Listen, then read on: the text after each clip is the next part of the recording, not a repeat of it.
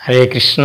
সমস্ত শ্রোতাদের আবারও প্রীতি অভিনন্দন এবং শুভেচ্ছা জানিয়ে আসন্ন মোহিনী একাদশী, শাস্ত্রে বলা হয়েছে যে এই মোহিনী একাদশী বৈশাখ মাসের শুক্লপক্ষের মোহিনী একাদশী, কিন্তু এই বছর এই মোহিনী একাদশীটি জ্যৈষ্ঠ মাসে পড়েছে, অর্থাৎ আগামী 19শে মে মোহিনী একাদশী ব্রত সকলে পালন করবেন। আর এই একাদশীটি এতই মাহাত্ম্যপূর্ণ, যারা ভীষণ বিভিন্ন প্রকার দুঃখ কষ্ট এবং দারিদ্রতা, বিভিন্ন প্রকার বাধা বিঘ্ন সমস্যায় জর্জরিত, তারা সমস্ত প্রকার দুঃখ কষ্ট থেকে মুক্ত হয়ে যাবেন, বিভিন্ন প্রকার বাধা বিঘ্ন থেকে তারা মুক্ত হয়ে যাবেন এবং সৌভাগ্য এবং ঐশ্বর্য সুপুত্র লাভ করতে পারবেন।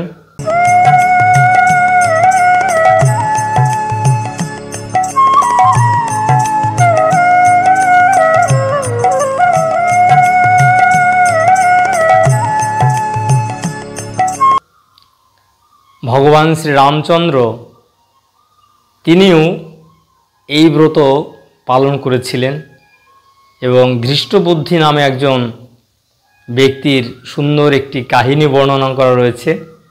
সেই কাহিনী আপনারা শ্রবণ করবেন এবং এই মোহিনী একাদশী ব্রতের মাহাত্ম্য শ্রবণ করলে তো অনেক সুকৃতি পুণ্য আপনি লাভ করতে পারবেন। আর যারা এই চ্যানেলের যারা সাবস্ক্রাইবার রয়েছেন, সদস্য রয়েছেন, তাদের জন্য প্রতিটি একাদশীর শুভ তিথিতে ভগবান নৃসিংহদেবের চরণে 108টি তুলসীপত্র দিয়ে ভগবান নৃসিংহদেবের অষ্টোত্তর শতনাম পাঠ করে ভগবানের কাছে প্রার্থনা করা হয় যেন সমস্ত সদস্যরা তারা বিভিন্ন প্রকার বাধা বিঘ্ন থেকে মুক্ত হয়ে জীবনে সুখ শান্তি আনন্দ লাভ করতে পারেন। আমি আশা করব যারা এই চ্যানেলের সমস্ত ভিডিওগুলি দেখে থাকেন, শ্রবণ করে থাকেন, চ্যানেল এখনও সাবস্ক্রাইব করেননি, অবশ্যই পাশের বেল আইকনে প্রেস করে সাবস্ক্রাইব করে প্রেস টু অল করে দেবেন এবং আপনার যারা প্রিয়জন তাদেরকে ভিডিওটি শেয়ার করবেন। তার ফলে তারাও কিন্তু উপকৃত হবেন, তারাও একাদশী ব্রত পালন করে একাদশীর যে সুফল লাভ করতে পারবেন, ভগবানের কৃপা আশীর্বাদ লাভ করতে পারবেন। আর আপনি যে শেয়ার করলেন, এর ফলে আপনিও ভগবানের প্রচারে অংশগ্রহণ করার ফলে ভগবানের কৃপা আশীর্বাদ লাভ করতে পারবেন। যারা একাদশী করেন না, তারা এই একাদশী ব্রত থেকেই আপনি একাদশী ব্রত পালন করতে পারেন। একাদশী ব্রত হচ্ছে মহাব্রত, মাসে 2টো দিন একাদশী করতে হয়।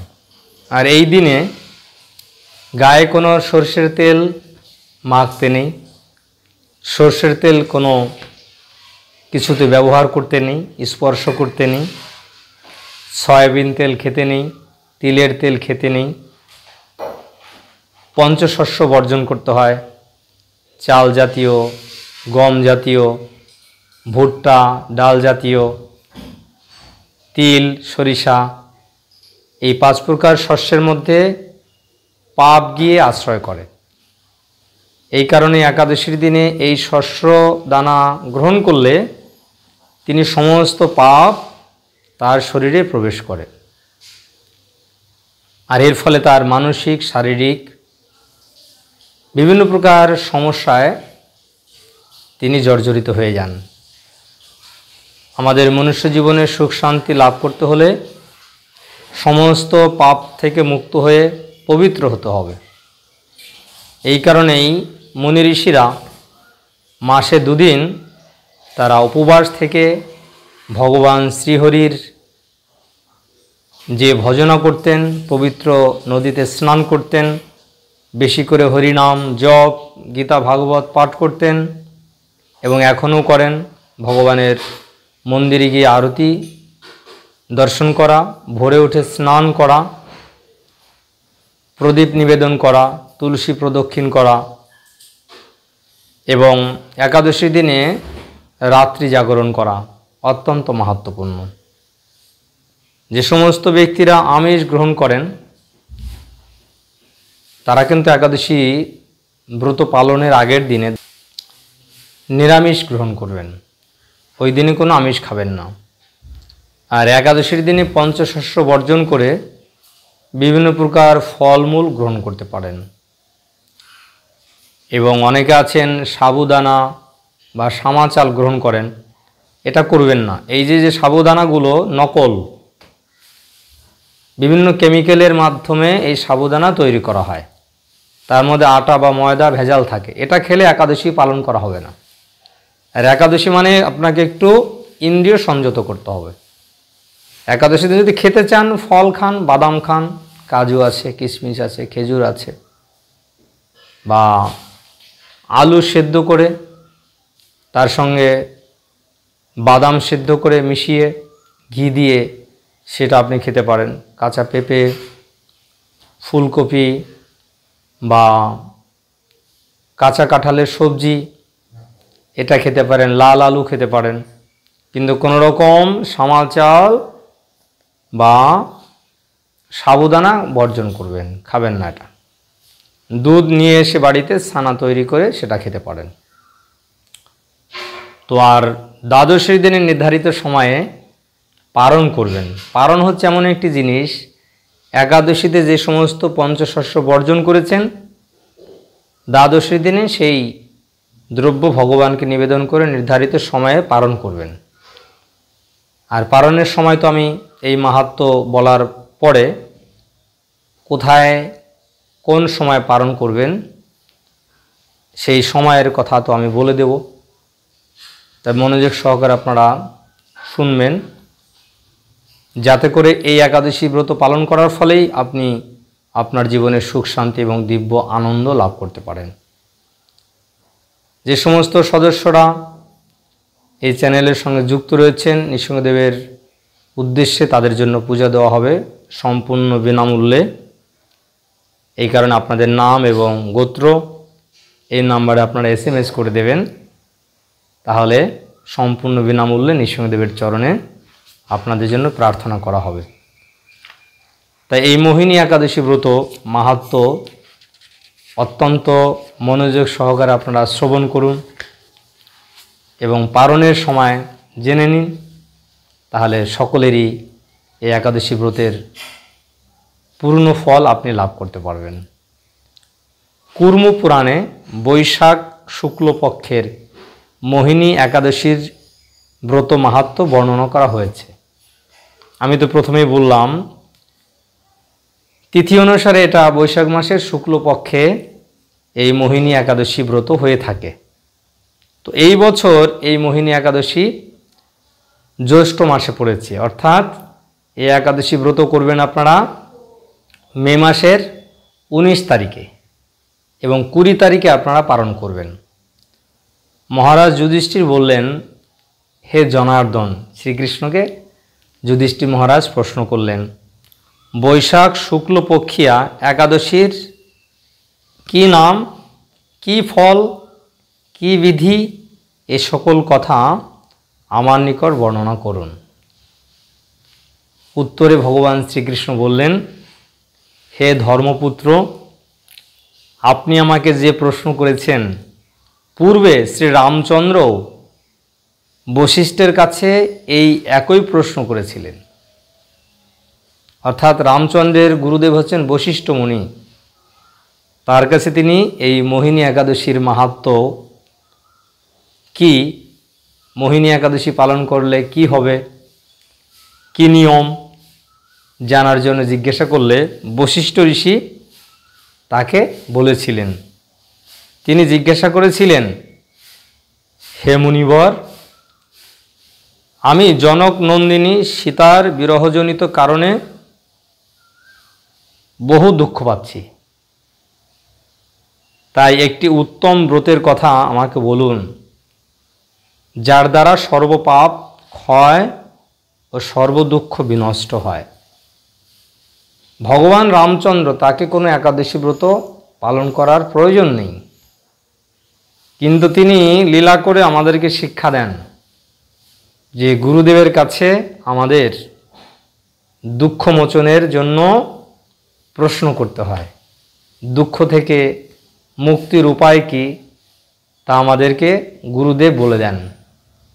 তাই রামচন্দ্র একজন সাধারণ মানুষের মতো বশিষ্ঠ মুনির কাছে প্রশ্ন করলেন যে আমি কিভাবে সমস্ত দুঃখ থেকে মুক্ত হব এবং পাপ থেকে মুক্ত হওয়ার উপায় কি বলুন। এই কথা শুনে বশিষ্ঠদেব বললেন, হে রামচন্দ্র, তুমি উত্তম প্রশ্ন করেছ। যদিও তোমার নাম গ্রহণেই মানুষ পবিত্র হয়ে থাকে, তবু লোকের মঙ্গলের জন্য তোমার কাছে সর্বশ্রেষ্ঠ ও পরম পবিত্র একটি ব্রতের কথা বলছি। তখন বশিষ্ঠ ঋষি রামচন্দ্রের প্রশ্নের উত্তরে তিনি এই ব্রতের মাহাত্ম্য বলছেন। বৈশাখ মাসের শুক্লপক্ষিয়া একাদশী মোহিনী নামে প্রসিদ্ধা। এই ব্রত প্রভাবে মানুষ সকল পাপ, দুঃখ ও মোহজাল অচিরেই বিনষ্ট হয়। এই ব্রত প্রভাবে মানুষের সকল পাপ, দুঃখ ও মোহজাল অচিরেই বিনষ্ট হয়ে যায়। তাই মানুষের উচিত সকল পাপ ক্ষয়কারী ও সর্বদুঃখ বিনাশী এই একাদশী ব্রত পালন করা। একাগ্র চিত্তে তার মহিমা তুমি শ্রবণ করো। এই কথা শ্রবণ মাত্রেই সমস্ত পাপ বিনষ্ট হয়। অত্যন্ত মনোযোগ সহকারে, শ্রদ্ধা সহকারে যারা এই ব্রত মাহাত্ম্য শ্রবণ করবেন, তারাই সমস্ত পাপ থেকে মুক্ত হয়ে যাবেন। ভগবান রামচন্দ্রকে বশিষ্ঠ মুনি সেই কথাই বললেন। পবিত্র সরস্বতী নদীর তীরে ভদ্রাবতী নামে এক সুশোভনা নগরী ছিল। চন্দ্রবংশজাত ধৃতিমান নামে এক রাজা সেখানে রাজত্ব করতেন। সেই নগরীতেই ধনপাল নামে এক বৈশ্য বাস করতেন। তিনি ছিলেন পুণ্যকর্মা।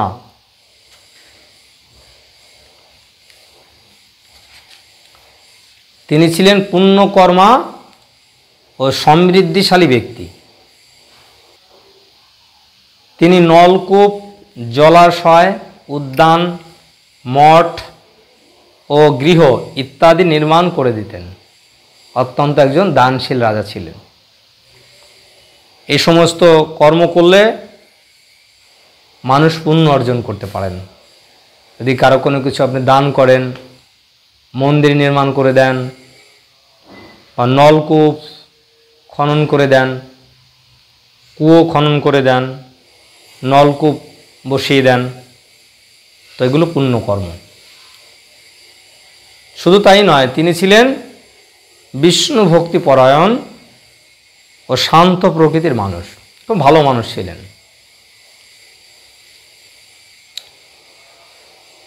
সুমনা, দ্যুতিমান, মেধাবী, সুকৃতি ও ধৃষ্টবুদ্ধি নামে তার 5 জন পুত্র ছিল।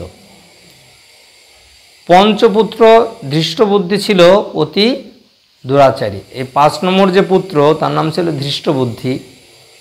নাম শুনে বোঝা যাচ্ছে তার বুদ্ধিটা ছিল খুব বাজে, খুব দুরাচারী ছিল। সে সর্বদা পাপ কার্যে লিপ্ত থাকত। পাপ কার্য কি কি? পর স্ত্রী সঙ্গী, বেশ্যাসক্ত, লম্পট ও দ্রুত ক্রীড়া প্রভৃতি পাপে সে অত্যন্ত আসক্ত ছিল। দেবতা, ব্রাহ্মণ ও পিতামাতার সেবায় তার একেবারেই মতি ছিল না। কোনো দেবদেবীর পূজা করতো না, বাবা মার কোনো সেবা করতো না। সে অন্যায় কার্যে রত, দুষ্ট স্বভাব ও পিতৃধন ক্ষয়কারক ছিল।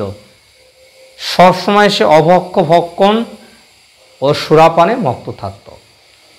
সুরাপান মানে মদ পান করতো সবসময়, আর অখাদ্য কুখাদ্য খেত, খারাপ সঙ্গ করত, চুরি করত, ডাকাতি করত, বেশ্যা গমন করত। এভাবে পিতার সমস্ত ধন ঐশ্বর্য সে নষ্ট করে দেয়। তখন তার যে পিতা ধনপাল একদিন পথ দিয়ে যাচ্ছিলেন। হঠাৎ তিনি দেখতে পেলেন ধৃষ্টবুদ্ধি এক বেশ্যার গলায় হাত রেখে নিঃসংকোচে ঘুরে বেড়াচ্ছে। তো এটা যদি বাবা দেখে তখন তার কত দুঃখ হয়। তার নির্লজ্জ পুত্রকে এভাবে চৌরাস্তায় ভ্রমণ করতে দেখে তিনি অত্যন্ত মর্মাহত হলেন। এই কুস্বভাব দর্শনে ক্রুদ্ধ হয়ে তিনি তাকে গৃহ থেকে বের করে দিলেন। তার আত্মীয় স্বজন তাকে পরিত্যাগ করল। সে তখন নিজের অলঙ্কার আদি বিক্রি করে জীবন অতিবাহিত করত। কিছুদিন এইভাবে চলার পর অর্থভাব দেখা দিল। ধনহীন দেখে সেই বেশ্যাগণ তাকে পরিত্যাগ করল।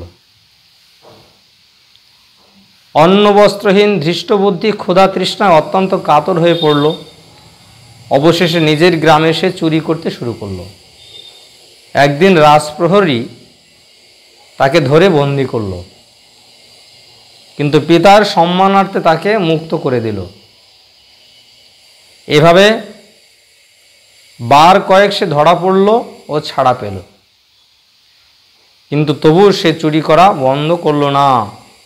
তখন রাজা তাকে কারাগারে বন্ধ করে রাখল।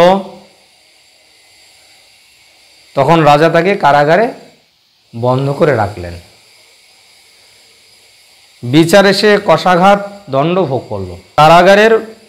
কারাভোগের পর অনন্য উপায় ধৃষ্টবুদ্ধি বনে প্রবেশ করল। সেখানে সে পশু পাখি বধ করে তাদের মাংস ভক্ষণ করে অতি দুঃখে পাপময় জীবন যাপন করতে লাগলো। এইভাবে ধন ঐশ্বর্য সব কিছু হারিয়ে বিচারা এখন বনে ঘুরে বিভিন্ন প্রকার পশু পাখি হত্যা করে এইভাবে সে পাপময় জীবন অতিক্রান্ত করতে লাগলো। দুষ্কর্মের ফলে কেউ কখনো সুখী হতে পারে না। তো সেই জন্য কখনো খারাপ কর্ম করতে নেই। শাস্ত্রের নির্দেশ অনুসারে কর্ম করাটাকে বলা হচ্ছে পুণ্যকর্ম, শাস্ত্রের বিরুদ্ধ কর্মকে বলা হচ্ছে বিকর্ম বা পাপ কর্ম, আর ভগবানের প্রীতির জন্য যে কর্ম তাকে বলা হয় অকর্ম বা ভগবত ভক্তিমূলক কর্ম। তাই যারা ভগবত ভক্ত তারা বিকর্ম করেন না, পাপ কর্ম করেন না, তারা ভগবত ভক্তির অনুকূল সমস্ত কর্ম করবেন। তাই সে ধৃষ্টবুদ্ধি দিবারাত্রি দুঃখ শোকে জর্জরিত হলো। এভাবে অনেক দিন অতিবাহিত হলো। কোনো পুণ্য ফলে সহসা একদিন সে কৌণ্ডিন্য ঋষির আশ্রমে উপস্থিত হলো। একটি ঋষি, তার নাম হচ্ছে কৌণ্ডিন্য ঋষি। বৈশাখ মাসে ঋষিবর গঙ্গা স্নান করে আশ্রমের দিকে প্রত্যাবর্তন করছিলেন। তিনি গঙ্গা স্নান করে আশ্রমের দিকে আসছিলেন। শোকাকুল ধৃষ্টবুদ্ধি তার সম্মুখে উপস্থিত হলেন। তখন এই ধৃষ্টবুদ্ধি অত্যন্ত শোক করতে করতে, ক্রন্দন করতে করতে সেই ঋষির সামনে এসে উপস্থিত হলেন। ঘটনাক্রমে ঋষির বস্ত্র হতে এক বিন্দু জল তার গায়ে পড়ল। তখন সেই ঋষি যে গঙ্গা স্নান করে আসছিলেন, তার গা থেকে এক ফোঁটা, এক বিন্দু জল সেই ধৃষ্টবুদ্ধির গায়ে পড়ল। দেখুন গঙ্গার জলের মাহাত্ম্য কি। তাই বলা হচ্ছে যে গঙ্গা জলে স্পর্শ হলে, স্নান করলে, গঙ্গা জল পান করলে সমস্ত পাপ থেকে মুক্ত হওয়া যায়, আর ভক্তকে দর্শন করলে পাপ থেকে মুক্ত হওয়া যায়। সেই জল স্পর্শে তার সমস্ত পাপ দূর হলো। হঠাৎ তার সুবুদ্ধির উদয় হলো। যদি কোনো সাধু সন্তের কৃপা লাভ হয় তাহলে একজন ব্যক্তির সুবুদ্ধির উদয় হয়। মানে শাস্ত্রে বলা হয়েছে যে ব্রহ্মাণ্ড ভ্রমিতে কোনো ভাগ্যবান জীব গুরু কৃষ্ণ প্রসাদে পায় ভক্তিলতা বীজ। এইভাবে ধৃষ্টবুদ্ধি কত ঐশ্বর্যশালী পরিবারের পুত্র, সে দুষ্কর্মের প্রভাবে, খারাপ সঙ্গের প্রভাবে সে সব কিছু হারিয়ে ফেলেছে, তার সমস্ত পুণ্য ক্ষয় হয়ে গেছে। কিন্তু আজ কৌণ্ডিন্য ঋষির কৃপায়, তার সান্নিধ্যে এসে তিনি সমস্ত পাপ থেকে মুক্ত হয়ে তার সুবুদ্ধির উদয় হয়েছে। ঋষির সামনে সে কৃতাঞ্জলি পুটে প্রার্থনা করতে লাগলেন। অত্যন্ত হাত জোড় করে প্রণাম করে তাকে প্রার্থনা করলেন। তাকে বলতে লাগলেন, হে ঋষি শ্রেষ্ঠ, যে পুণ্য প্রভাবে আমি এই ভীষণ দুঃখ যন্ত্রণা থেকে মুক্তি লাভ করতে পারি তা কৃপা করে আমাকে বলুন। এই কারণেই সাধুদের কাছে গিয়ে, বৈষ্ণবদের কাছে গিয়ে আমরা যদি কাতরভাবে প্রার্থনা করি, বৈষ্ণবেরা ভগবানের নিজজন, বৈষ্ণবের আবেদনে কৃষ্ণ দয়াময় এহেন পামরপতি হবেন সদায়। কোনো বৈষ্ণব যদি ভগবানের কাছে প্রার্থনা করেন, ভগবান তার প্রার্থনার সঙ্গে সঙ্গে তিনি গ্রহণ করেন। এই কারণে আমাদের যে কষ্ট দুঃখ হচ্ছে কি কারণে সেটা তো আমরা জানি না, তো বৈষ্ণবেরা ভগবানের কাছে প্রার্থনা করেন, আমাদের হয়ে তারা ভগবানকে বলেন, এর ফলে আমাদের পাপের মোচন হয়। তখন তিনি এইভাবে কাতরভাবে প্রার্থনা করতে লাগলেন। তখন ঋষি বললেন যে বৈশাখ মাসের শুক্লপক্ষে মোহিনী নামে যে প্রসিদ্ধ একাদশী আছে, তুমি সেই ব্রত পালন করো। এই ব্রতের ফলে মানুষের বহু জন্ম অর্জিত পর্বত পরিমাণ পাপ রাশু ক্ষয় হয়ে থাকে।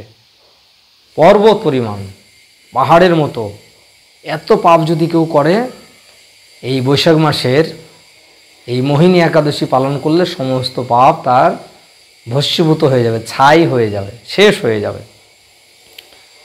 মহামুনি বশিষ্ঠ তখন বললেন, কৌণ্ডিন্য ঋষির উপদেশ শ্রবণ করে প্রসন্ন চিত্তে ধৃষ্টবুদ্ধি সেই ব্রত পালন করল। বশিষ্ঠমুনি কাকে বললেন? ভগবান রামচন্দ্রকে এই কথা বললেন। হে মহারাজ রামচন্দ্র, এই ব্রত পালনে সে নিষ্পাপ হলো, দিব্য দেহ লাভ করল, অবশেষে গরুড়ে আরোহণ করে সকল প্রকার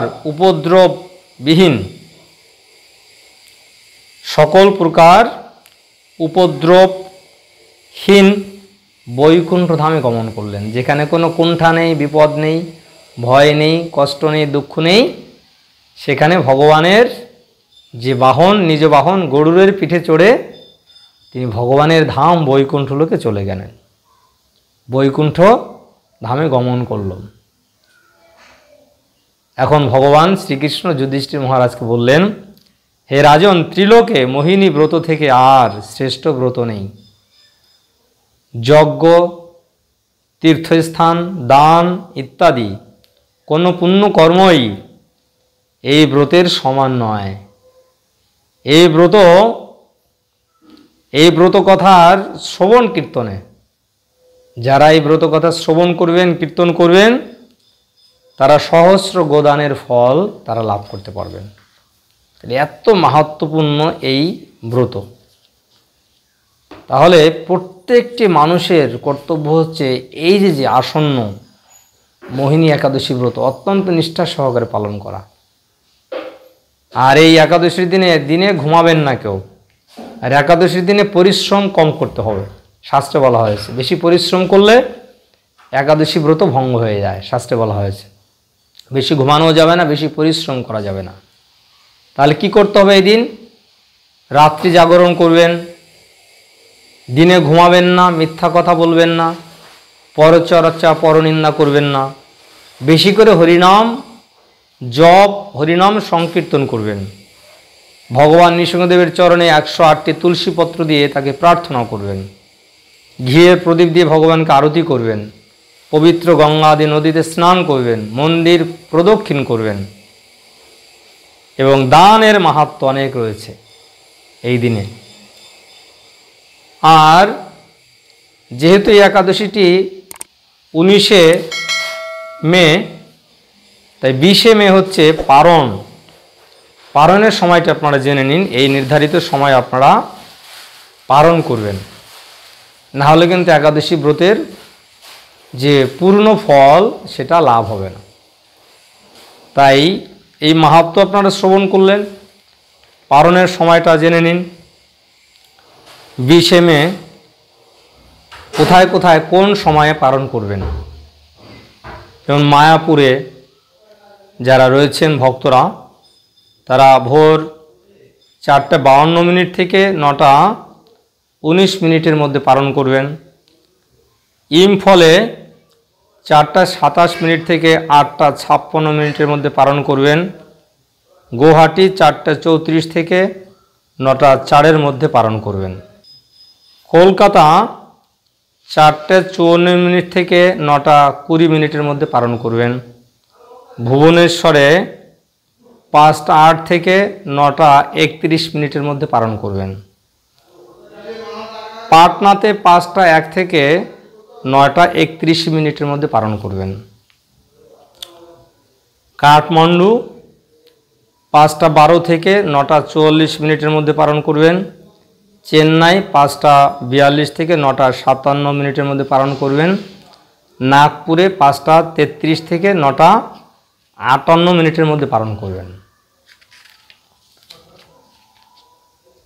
বৃন্দাবন 5:27 থেকে 9:59 মধ্যে পালন করবেন। দিল্লিতে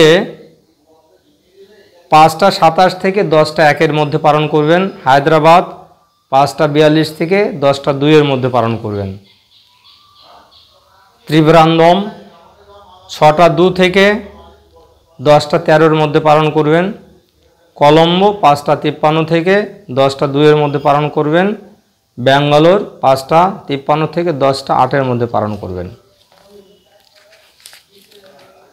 মুম্বাই 6:02 থেকে 10:24 মধ্যে পালন করবেন। আহমেদাবাদ 5:56 থেকে 10:22 মধ্যে পালন করবেন।